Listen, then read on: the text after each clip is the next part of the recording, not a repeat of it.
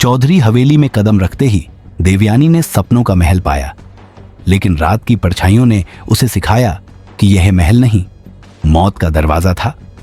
देवयानी जो अपने सपनों और उम्मीदों के साथ अपने नए घर में प्रवेश करती है, जल्दी ही महसूस करती है कि यह जगह उसके लिए स्वर्ग से अधिक नर्क बन गई है। राजपुर के एक समृद्ध परिवार, चौधरी परिवार में शादी करने के बाद उसकी दुनिया पूरी तरह बदल जाती है।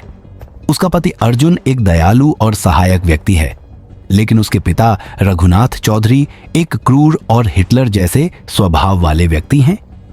रघुनाथ का गुस्सा और पुराने जमाने की मान्यताएं उसे अपने परिवार के हर सदस्य पर शासन करने के लिए मजबूर करती हैं। देवयानी को जल्द ही समझ में आता है कि रघुनाथ केवल परिवार के सदस्य नहीं, बल्कि एक गुप्त और खतरनाक ताकत भी है।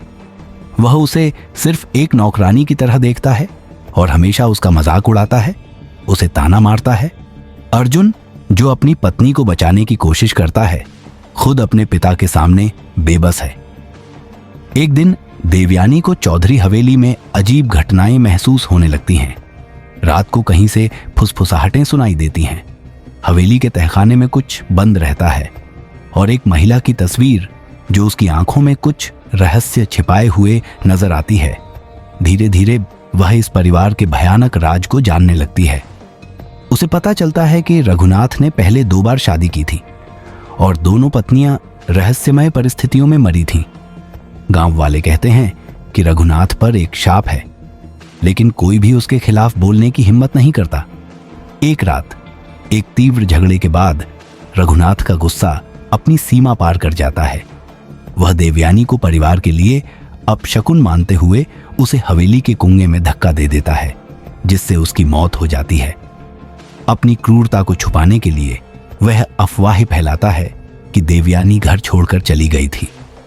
हवेली में देवयानी की मौत के बाद सब कुछ सामान्य हो जाता है, लेकिन अचानक कुएं से अजीब बदबूदार गंध आने लगती है। गांव वाले रात के समय हवेली से अजीब सी आवाजें सुनने लगते हैं। रघुनाथ जो पहले बहुत आत्मविश्वासी था, अब रात में अजीब छायाएं देखता है और देवयानी की आवाज सुनने लगता है।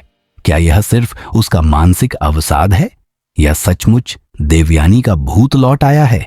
क्या रघुनाथ अपने डर का सामना कर पाएगा? क्या देवयानी अपनी मौत का बदला लेगी? जानने के लिए देखें भाग 2।